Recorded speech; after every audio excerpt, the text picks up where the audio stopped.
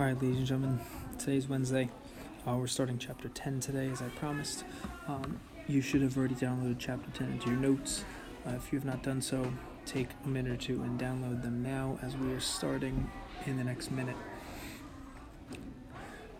As I mentioned yesterday, I am out at Stella Maris with Six Seas Retreat. And I will be back tomorrow to continue talking about chapter 10. If we have not already handed in our blue words to know sheet, please do that now. Brother Todd will be collecting all of them, and I will go through all of them over the next couple of days. Just a quick reminder that we do have our quiz tomorrow. It's going to be anywhere from 10 to 15 questions on chapter 9. None of chapter 10 will be on the test, but we will have a quiz tomorrow on chapter 9, and then we will have a test next Wednesday on chapter 9 and chapter 10.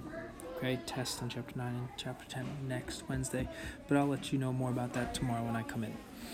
Alright, so chapter 10 is titled The Church Triumphant.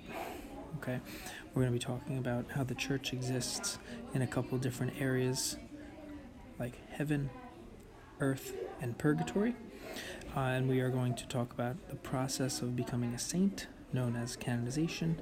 We're also going to talk a little bit about some of my favorite saints, some of the saints that you need to know not only for my class and my comp, but also just for life. And then today we're going to start with the word conversion, what it means to go through a conversion.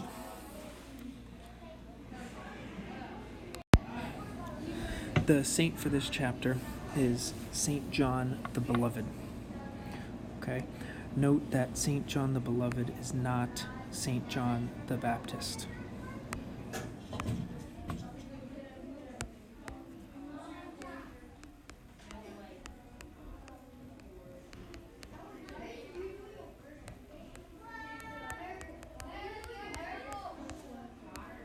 Okay, Saint John the Baptist was Jesus' cousin. He died as Jesus started his public ministry. So when we talk about Saint John the Beloved, we are talking about John the Apostle. Okay, he is also most notably known for being the gospel writer of the book of John. He wrote in a very unique style. He goes through the entire gospel not mentioning his own name. As a matter of fact, anytime he were to talk about himself, he referred to himself as the disciple whom Jesus loved. The disciple whom Jesus loved. He never once refers to himself as John. He does the same thing with Mary. He does not use the word Mary in any of his writing. He refers to Mary as Jesus' mother. And the reason he refers to himself as the disciple whom Jesus loved, and the reason he refers to Mary as Jesus' mother, is to put the attention back on Jesus. By not mentioning his name or Mary's name, he somehow has to relate those people back to Jesus. So instead of seeing the word John or the word Mary appear 100 times, we see the word Jesus mentioned that many more times. Okay? As a matter of fact, in the book of John, he tells us that the disciple whom Jesus loved sat next to Jesus at the Last Supper. And he is responsible for asking Jesus who would betray him. Jesus is also the only apostle that was present at the foot of the cross with his mother Mary. And when we were talking about the last 7 words of Jesus, we talked about the words of forgiveness. But one of the last 7 words that one of the last phrases that Jesus utters while he's on the cross is to John, and he says, "Behold your mother." And then he turns to Mary and looks at Mary and says, "Woman, behold your son." Okay, and this is symbolic because Jesus can no longer take care of Mary, so he's asking John to take care of Mary. But it's also symbolic of Jesus giving Mary to us, okay, and us giving ourselves to Mary. He's also known for running to the resurrection running to the tomb once he hears about Jesus' resurrection. He actually is the first apostle on scene at the tomb, but he waits for Peter to catch up to finally go inside. Okay, so just a little bit about John. And again, he is the St. John the Beloved. He is not St. John the Baptist. Please make sure we don't get those two confused. He's a great saint to start this chapter in which we're talking about canonization. Section 1 leads off with the word conversion. It's simply titled conversion. Okay, conversion is the turning away from sin toward God. Okay, we find true happiness when we are in our relationship with God. And what we're going to discuss and what I'm going to ask you to do once I'm done giving you the notes is simply read Saul's conversion on page 151 and 152 and answer the questions found in assignment 50 on page 153. Okay, I'll read a little bit of it with you, or I'll just simply go over some of it, but I want you to read it because it is a great story of somebody going through a conversion. Okay, and a conversion is any time we are turning away from sin and we are turning towards God. When we recognize that we have been living a sinful life and we want to change. Some of these conversions can happen very dramatically, and some conversions can happen over time. What you're going to read in Saul's conversion, the story of Saul's conversion, is that it's a quick conversion for Saul. Okay? Saul is known as one of the fiercest persecutors of Christians. Someone who is a persecutor is somebody that is trying to make life difficult. Or even to Saul's extent, Saul was responsible for killing Christians. Saul's main job under the rule of the king was to go out and find these people that believed in Christ and make their life extremely difficult and make it so that they did not want to follow Christ. And he did that by torture and jail and death. He was given the task of going to Jerusalem to find persecutors of Christian. And on his way to Jerusalem, while he's traveling with all of his companions, all of a sudden, Jesus appears to him as a flash of blinding light. And if you actually look at the picture, I think it's a good depiction of what actually happens. All of a sudden, Saul is just surrounded by this blinding light. He can't even open up his eyes. His traveling companions turn away and cover their eyes. It's almost like when you were staring. Have you ever stared directly at the sun? It's almost like as if you're staring directly at the sun. You can almost like see the inside of your eyes. You see like the orange tint on the insides of your eyes. Even though your eyes are closed, it still hurts. Okay, that's how Jesus appears to Saul. And he says, "Saul, why are you persecuting me?" And Saul's like, "Who are you?" He's like, "I am Jesus, whom you are persecuting. Get up and go to the city, and you will be told what you must do." And he's struck blind. As the light disappears, Saul realizes that he cannot see any longer.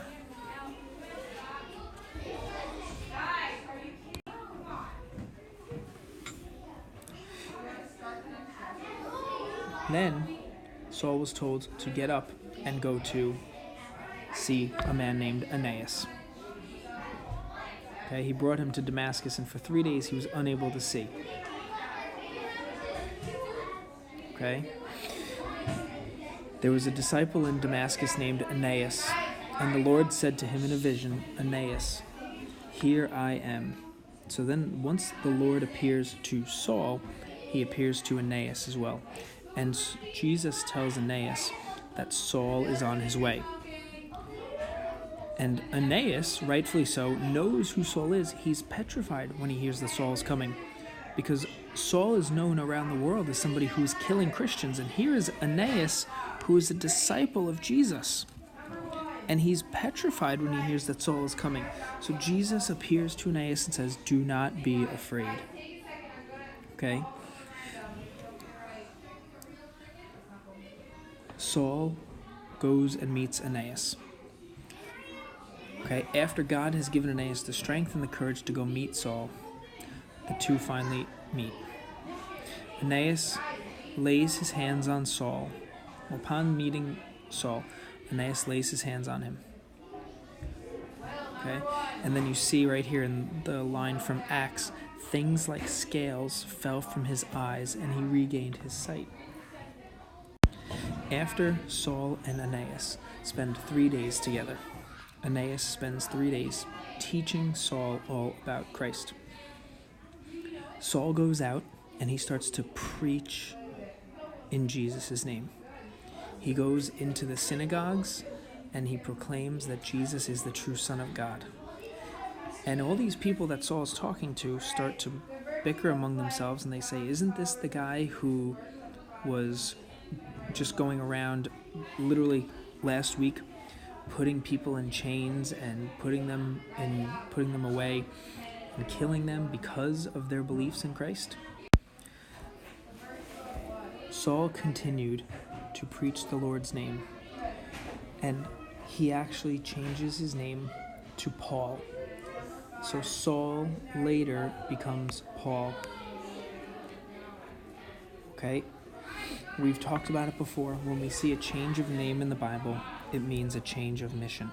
Saul was the persecutor of Christians, but Paul will go on to become one of the greatest Christian evangelists of all time. He will take several missionary journeys and preach about Jesus. He goes on to write the epistles or letters to reinforce his teaching.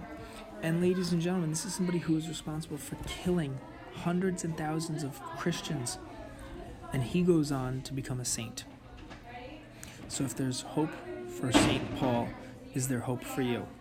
The answer is yes.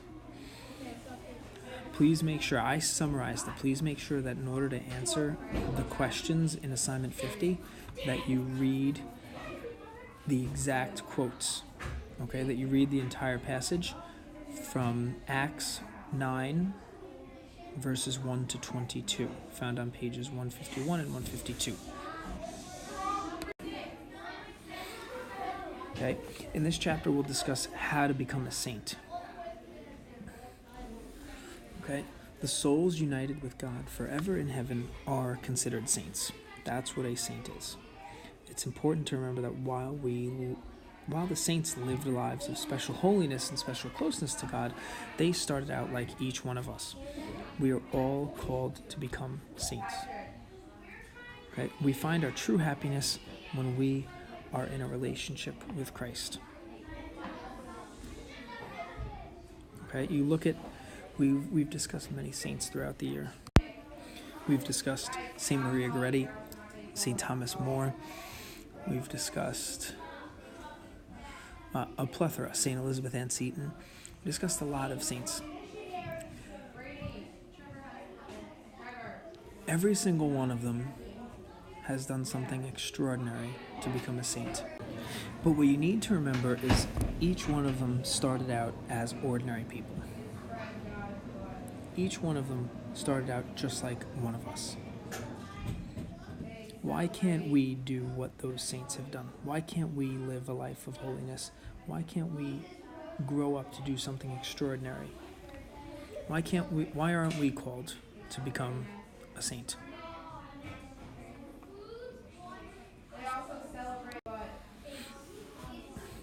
The last slide I want to talk to you about today is the last slide of section 1, where we see the vocab word sanctity. Okay, the saints were all very close with God on earth. That's the first step, ladies and gentlemen. Just have a good relationship with Christ. We were all created to be in union with God. If we are not in union with God, then we are not doing what we were created to do. That's why God created us. God created us to be in love, in a loving relationship with Him. Period. The end. Okay? If we are not constantly in a state of trying to be in a relationship with Him, then we're not doing what we were created to do.